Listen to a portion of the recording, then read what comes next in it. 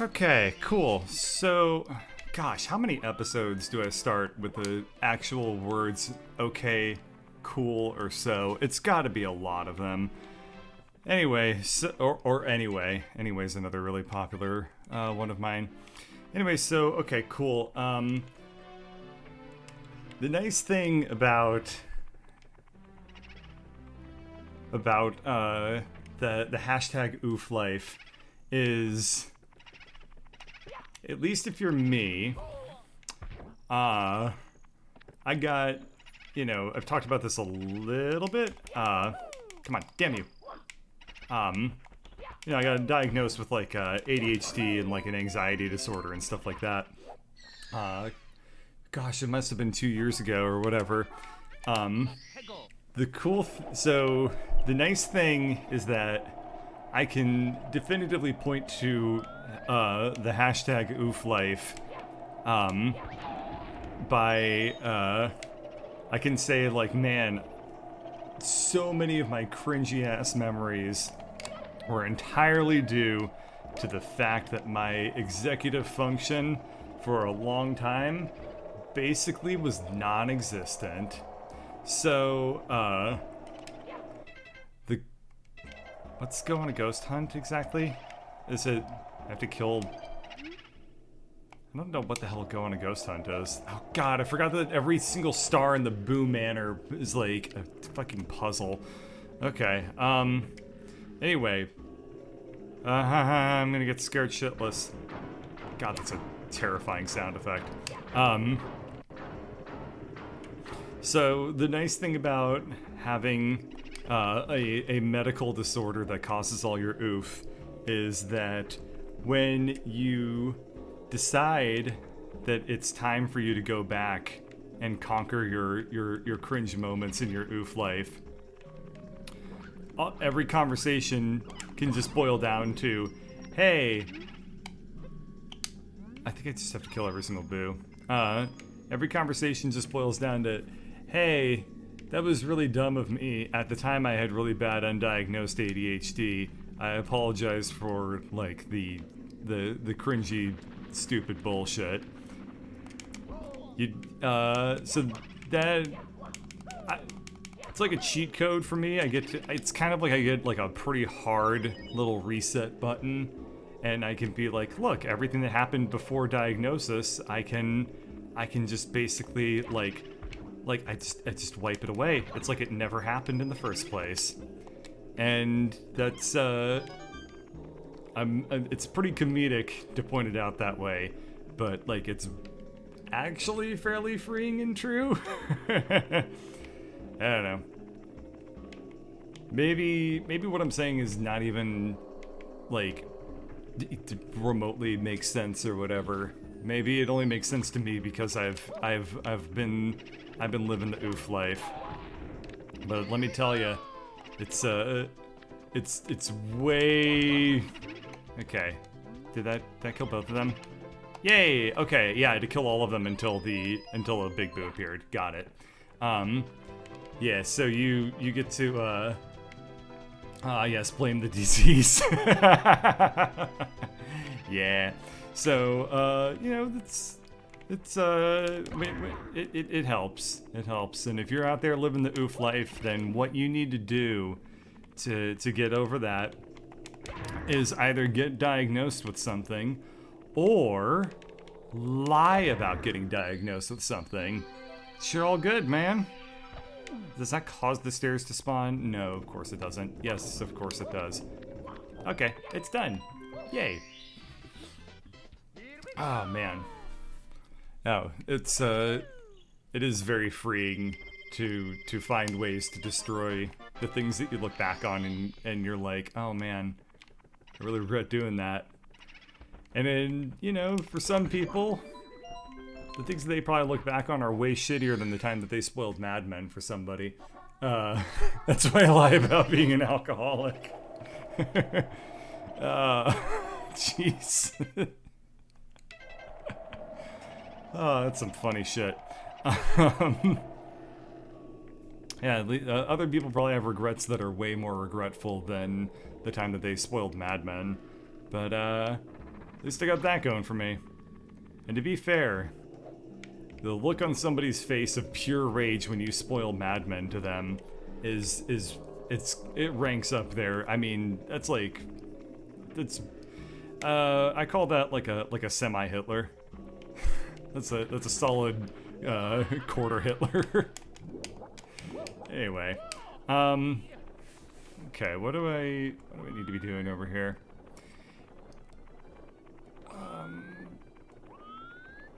Anything interesting? No. Okay. Let's go ride the merry-go-round. So anyway, I think with this one, I need to just kill all the ghosts in the merry-go-round, and that will cause the star to appear. I think. I don't really remember for sure.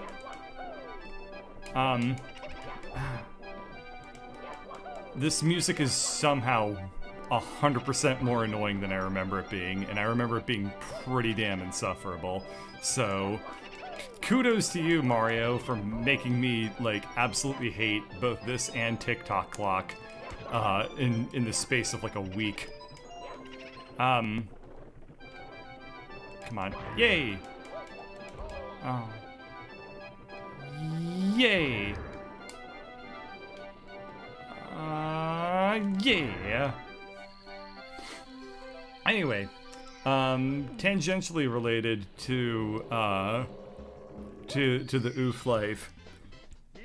So, I've Big Boo's House is the best level, fight me. I mean, I think Sieve Gaming just released a video about it, and you know he can beat Mario backwards or some shit without pressing the left Joy-Con. So if anybody can rate Mario, it's him.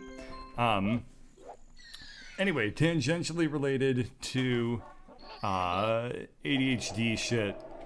What was this? Secret of the Haunted Books. Okay, I know how to do this one really easily.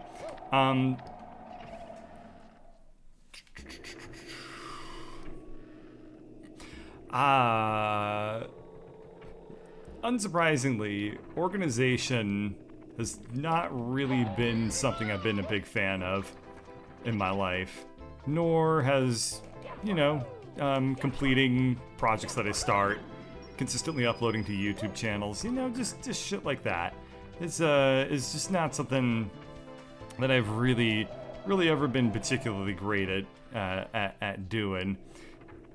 Whoa, okay, that was weird. The texture of the door opening didn't load.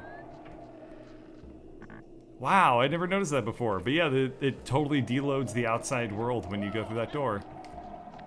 Anyway, so organization, finishing projects, all that shit. Not really been anything I've been a super big fan of. That's, so the way that I currently attempt to organize my life is I have a pretty strict schedule.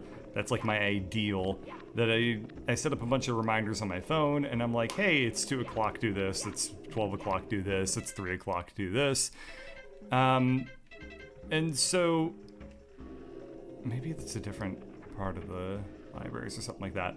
And so, what I have discovered is that really doesn't work very well.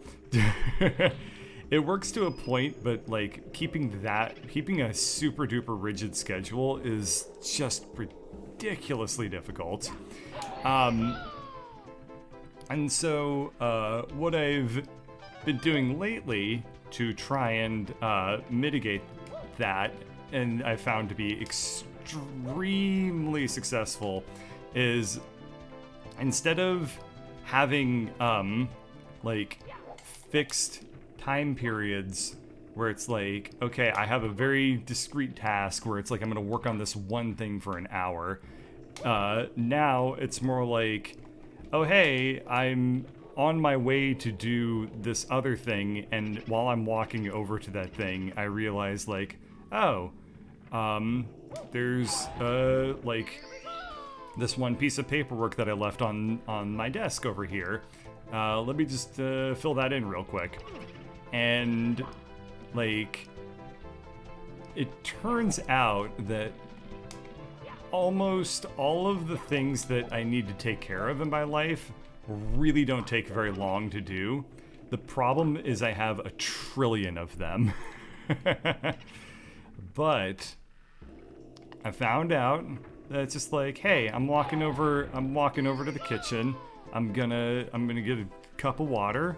On my way over there, I pass by like a check that I need to put into the mail or something like that. That's never happened. I don't get paid money. Good goddamn fuck bullshit ass. Oh, it is a different book area. I know where I need to go.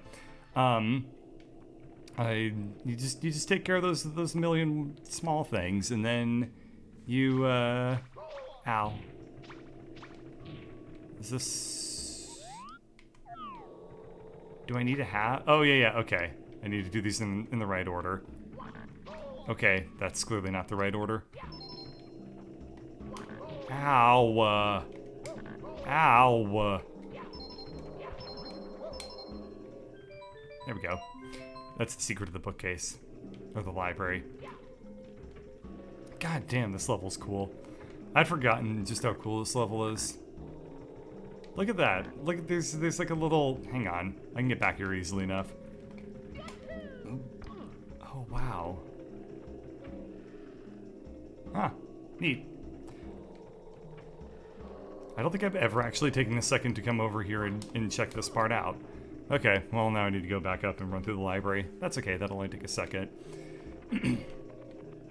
So yeah, I started doing that, and then I noticed like within a day it was like, oh shit.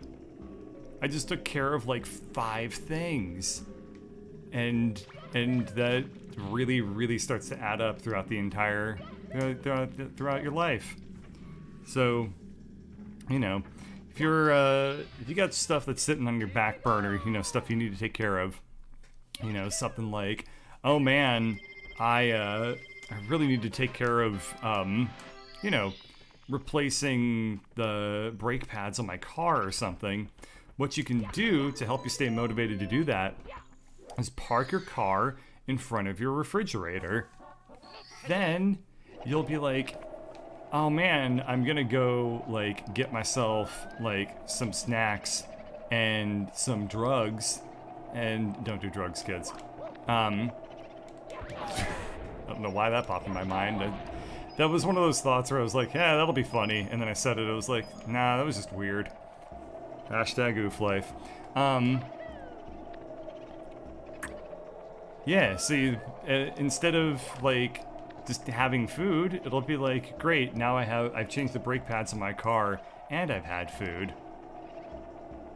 And if you can't park your car in front of your refrigerator, then what you do is you move your refrigerator behind your car. God damn, I am so good at tips and tricks. Man, I should write a book. It'll be called 1001 Bullshits by me. No. Cool. Red coins.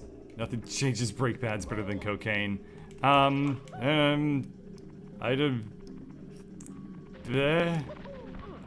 don't even want to know if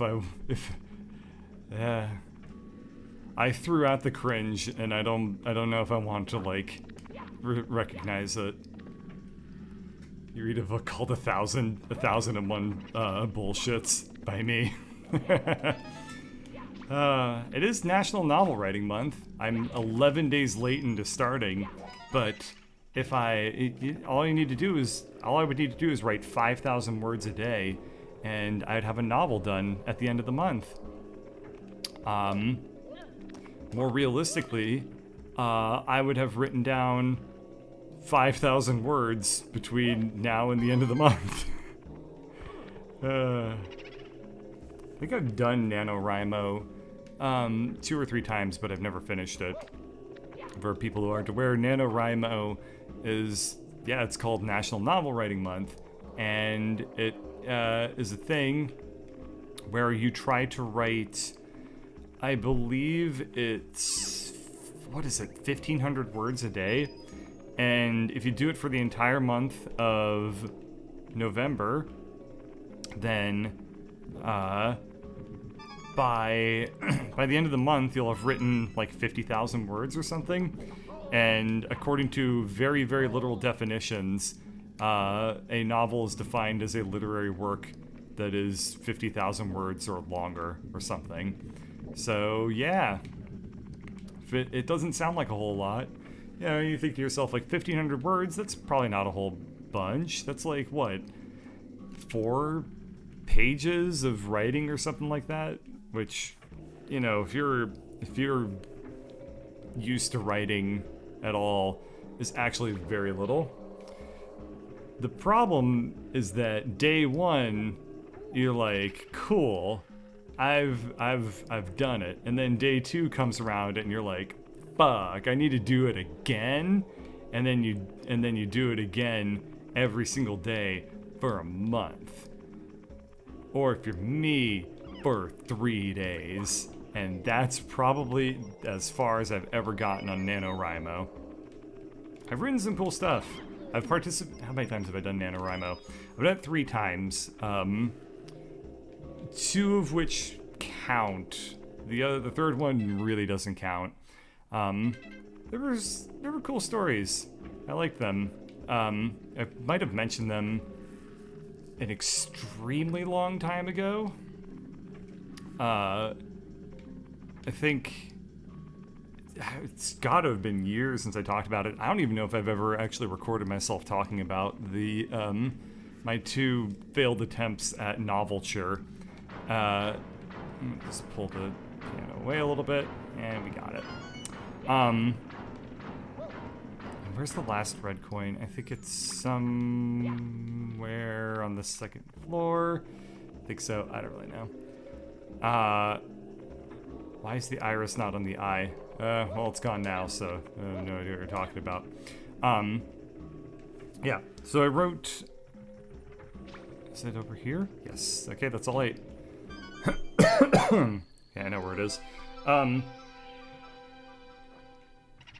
So I wrote 2 pieces. The first, and probably the most interesting one to talk about. No, actually, we'll change the order. So the first story that I wanted to do was historical fiction.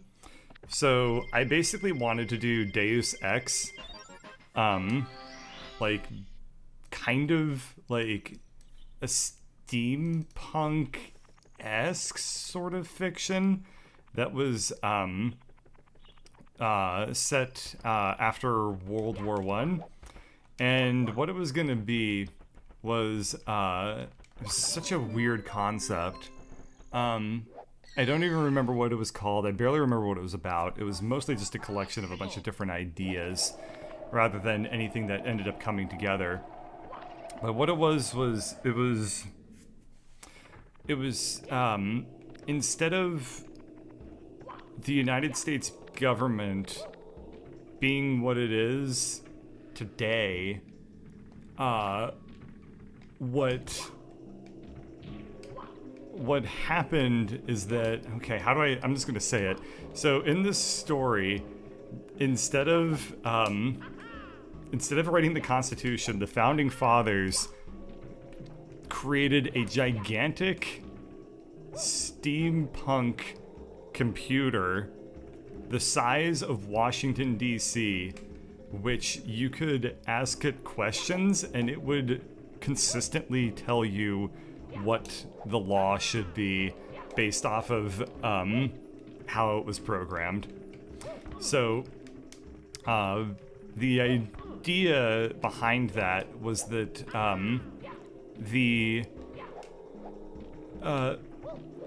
I was interested in seeing what America's decisions would be like 100 years, basically like 150 years after the nation had been founded, if effectively the ethos of the country was frozen in place as it was when it was founded.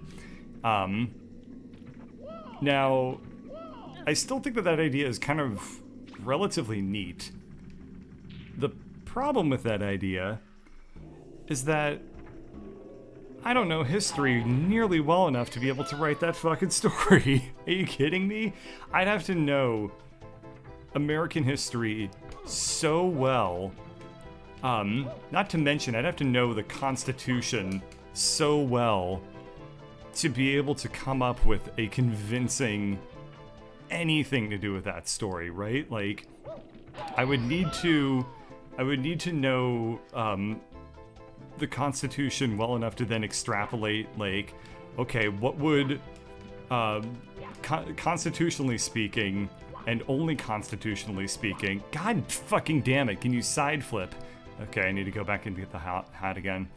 How would the United States react to, like, World War I breaking out?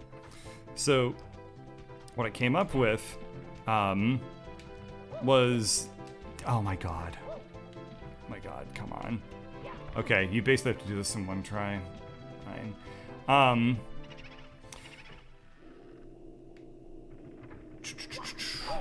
So what I came up with, all I really remember is that, I determined that the United States would pursue a very, very strong, policy of isolationism.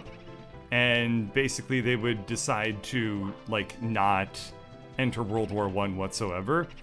And my, like, fucking America-centric ass, teenage ass, was like, well, if America doesn't enter World War I, then the idea is that it would be a stalemate.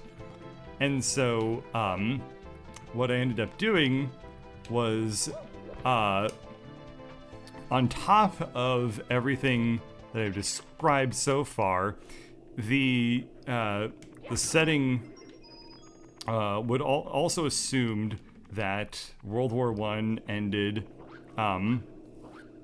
effectively in nobody winning, and the conflict was drawn out like an extra like 5 or 6 years or something, before eventually they just kind of signed like a blood truce, where they just agreed to stop fighting for 20 years.